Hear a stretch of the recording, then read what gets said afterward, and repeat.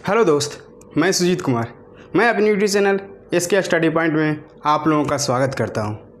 तो पिछला क्लास में हम लोग देखे थे एनर्जी बैंड। तो पिछला क्लास में देखे थे एनर्जी बैंड।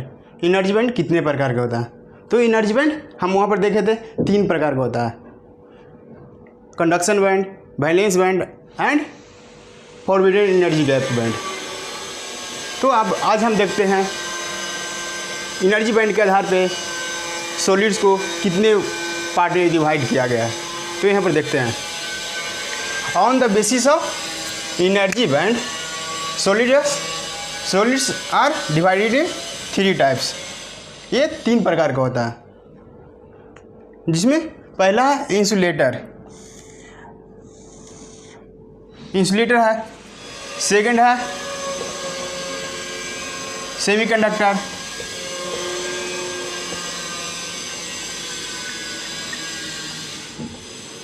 एंड थर्ड है कंडक्टर।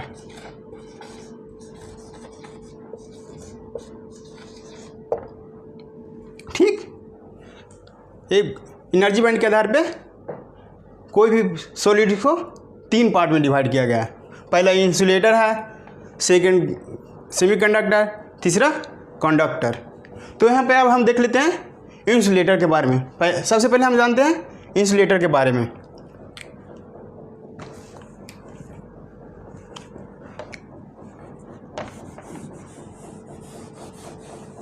तो यहाँ पर सबसे पहले हम देख लेते हैं इंसुलेटर के बारे में। इंसुलेटर क्या है, जिसको हम हिंदी में बोलते हैं कुचालक। ठीक, तो यहाँ पर देखते हैं इंसुलेटर दो substance in which energy gap between conduction band and valence band is about 15 electron volt is called insulator. वैसा पदार्थ जिसमें एनर्जी बैंड और कंडक्शन बैंड के बीच फॉरवर्डेड एनर्जी गैप कितना होता है? 15 इलेक्ट्रॉन वोल्ट, उसे हम इंसुलेटर कहते हैं। ठीक, यहाँ पे हम फिगर के थ्रू दर्शाते हैं। देखिए, इंसुलेटर का एक वैलेंस बैंड है एंड कंडक्शन बैंड है। कंडक्शन बैंड और वैलेंस बैंड का बीच जो गैप है उसे हम फॉरवर्डेड एनर्जी गैप कहते हैं, जो इंसुलेटर में 15 इलेक्ट्रॉन वोल्ट के बराबर होता है, उसे हम इंसुलेटर कहते हैं। ठीक, अब हम जानते हैं इलेक्ट्रॉन वोल्ट किससे कहते हैं। 1 इलेक्ट्रॉन वोल्ट में कितना जूल होता है एनर्जी। तो यहाँ पर देखते हैं 1 इलेक्ट्रॉन वोल्ट बराबर 1.6 × 10⁻⁻19 जूल होता है। इतना एक कंडक्शन बैंड और वैलेंस बैंड का बीच का गैप होता है। और हम लोग जानते हैं वैलेंस बैंड, इंसुलेटर का वैलेंस बैंड में इलेक्ट्रॉन पूरा भरा रहता है एंड कंडक्शन बैंड में एक भी इलेक्ट्रॉन नहीं होता है। जो कंडक्शन बैंड में जो इलेक्ट्रॉन रहता है वो करंट का फ्लो करता है। जो कंडक्शन बैंड में जो इलेक्ट्रॉन रहता है उसी के थ्रू कंडक्टर में करंट फ्लो होता है, या किसी पदार्थ में करंट फ्लो होता है। तो यहाँ पर इंसुलेटर है, इंसुलेटर तो कोई करंट फ्लो नहीं करता है, क्योंकि इसका कंडक्शन बैंड में कोई इलेक्ट्रॉन नहीं होता है, क्योंकि वैलेंस बैंड और कंडक्शन बैंड का बीच का गैप बहुत ज़्यादा होता है, 15 इलेक्ट्रॉन वोल्ट होता है। तो इसी कारण इंसुलेटर करंट फ्लो नहीं कर पाता है। अब यहाँ पर देखते हैं हम लोग सेमीकंडक्टर। तो जान लेते हैं सेमीकंडक्टर किसे कहते हैं, जिसे हम हिंदी में बोलते हैं अर्धचालक। अर्धचालक किसे कहते हैं? What is semiconductor? तो यहाँ पर देखते हैं इसका डिफिनेशन। दो substance in which energy gap between conduction band and valence band is about 1 electron volt. कितना? 1 electron volt is called semiconductor. वैसा पदार्थ जिसमें conduction band and valence band के बीच का एनर्जी गैप बहुत ही कम हो, मीन्स 1 इलेक्ट्रॉन वोल्ट हो, उसे हम सेमीकंडक्टर कहते हैं। हम फिगर के थ्रू आपको हम दिखाते हैं। देखिए यहाँ पे वैलेंस बैंड है एंड कंडक्शन बैंड है, जिसका एनर्जी गैप बहुत ही कम है, फॉरबिडन एनर्जी गैप बहुत ही कम है, 1 इलेक्ट्रॉन वोल्ट है। फॉरबिडन एनर्जी कितना है? 1 इलेक्ट्रॉन वोल्ट। उसे हम सेमीकंडक्टर कहते हैं। ठीक, तो सेमीकंडक्टर में देखते हैं आप वैलेंस बैंड में कितना इलेक्ट्रॉन होता है। तो वैलेंस बैंड फुल रहता है, इसमें पूरा इलेक्ट्रॉन भरा रहता है। एंड कंडक्शन बैंड में एक भी इलेक्ट्रॉन नहीं रहता है, ऑलमोस्ट एम्प्टी रहता है, ऑलमोस्ट खाली रहता है। तो ये बहुत ही इंपॉर्टेंट है कि वैलेंस बैंड में क्या होता है, कितना इलेक्ट्रॉन रहता है सेमीकंडक्टर के। इस तरह क्वेश्चन पूछा जाता है, सेमीकंडक्टर के कंडक्शन बैंड में कितना इलेक्ट्रॉन रहता है? ये तो ऑलमोस्ट एम्प्टी रहता है। ठीक, तो अब देखते हैं हम कंडक्टर। तीसरा है कंडक्टर। तो कंडक्टर के बारे में जानते हैं।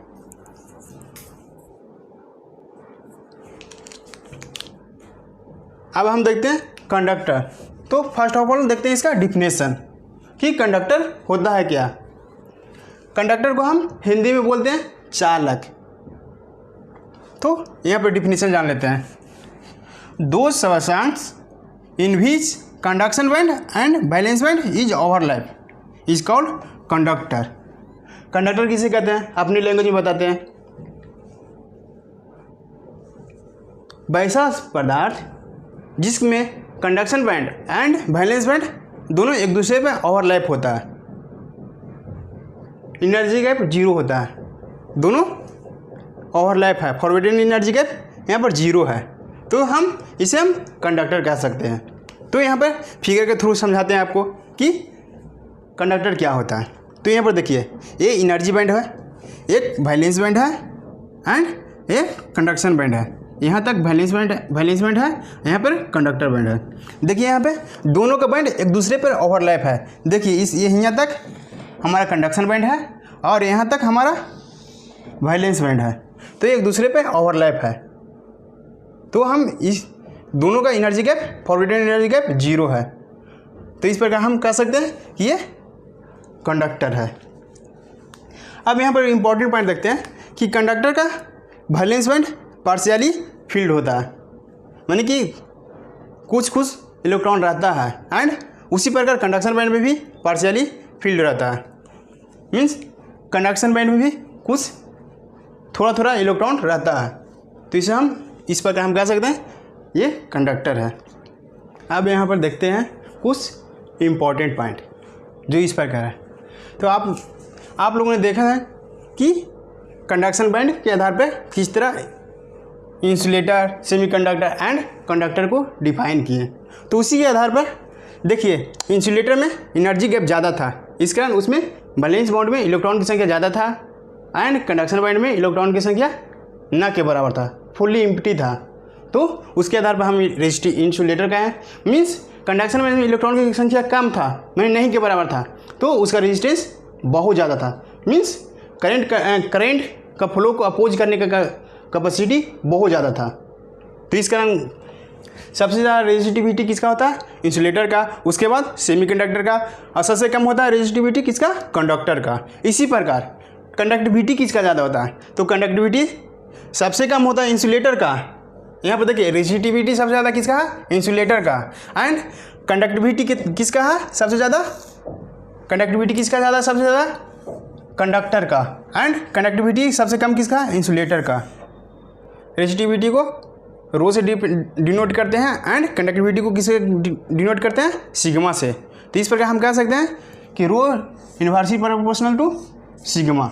मीन्स इस पर means resistivity inversely proportional to sigma. Means resistivity जितना ज़्यादा होगा उतना कम कंडक्टिविटी होगा, और जितना ज़्यादा कंडक्टिविटी होगा उतना कम रेजिस्टिविटी होगा। तो ये रिलेशन है।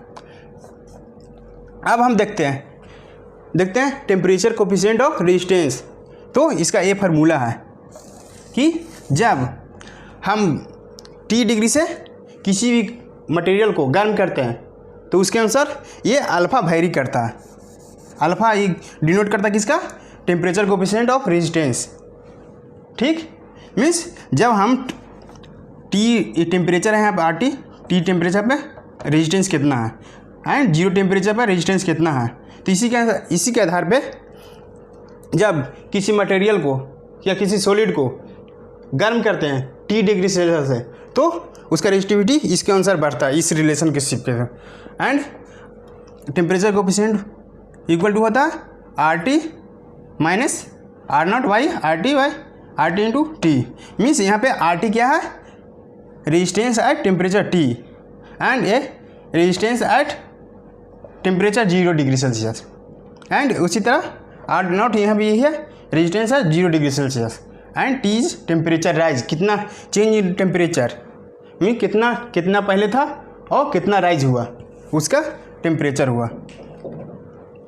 ठीक, अगर टेम्परेचर कोफिशिएंट को आप विस्तार से पढ़ना चाहते हैं तो आपको एक सेपरेट वीडियो का लिंक डिस्क्रिप्शन बॉक्स में दे देते हैं, आप जाके देख सकते हैं। For insulator temperature coefficient of resistance is negative because its resistance decreases with rise in temperature. Insulator के लिए temperature coefficient of resistance negative होता है, क्योंकि जब हम इंसुलेटर को हीट अप करते हैं तो उसका रेजिस्टेंस डिक्रीज होता है, इस कारण उसका टेम्परेचर कोफिशिएंट नेगेटिव होता है।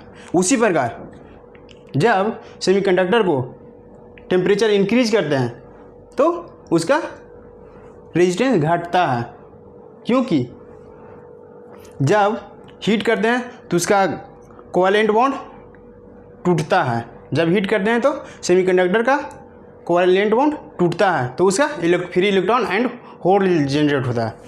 जो फ्री इलेक्ट्रॉन होता है वही कंडक्ट करता है, इसी कारण उसका जब इलेक्ट्रॉन बढ़ेगा तो रेजिस्टेंस घटेगा। तो इस प्रकार इसका सेमीकंडक्टर का टेम्परेचर कोफिशिएंट नेगेटिव होता है। सेम उसी प्रकार कंडक्टर का, जब कंडक्टर को हीट करते हैं तो उसका रेजिस्टेंस बढ़ता है, इसी कारण उसका टेम्परेचर कोफिशिएंट पॉजिटिव होता है, because its resistance increases with rise in temperature.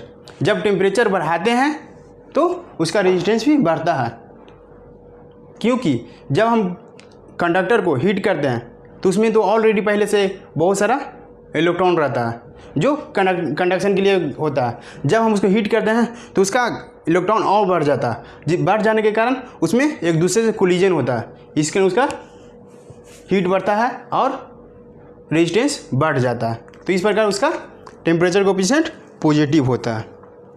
उसी प्रकार फॉर इलेक्ट्रोलाइट के लिए टेम्परेचर कोफिशिएंट नेगेटिव होता है, क्योंकि इसका रेजिस्टेंस डिक्रीज होता है with rise in temperature. Electrolyte में भी जब इलेक्ट्रोलाइट को गर्म करते हैं उसका टेम्परेचर इंक्रीज किया जाता है तो उसका रेजिस्टेंस डिक्रीज होता है, मीन्स घटता है। तो इस कारण इसका भी टेम्परेचर कोफिशिएंट नेगेटिव होता है। तो आई होप आप लोगों का ये वीडियो अच्छा लगा होगा। फिर मिलेंगे नेक्स्ट क्लास में। हाँ, वीडियो अच्छा लग रहा हो तो सब्सक्राइब कीजिएगा एंड शेयर दोस्तों के साथ शेयर ज़रूर कीजिएगा। ठीक, फिर मिलेंगे नेक्स्ट क्लास में।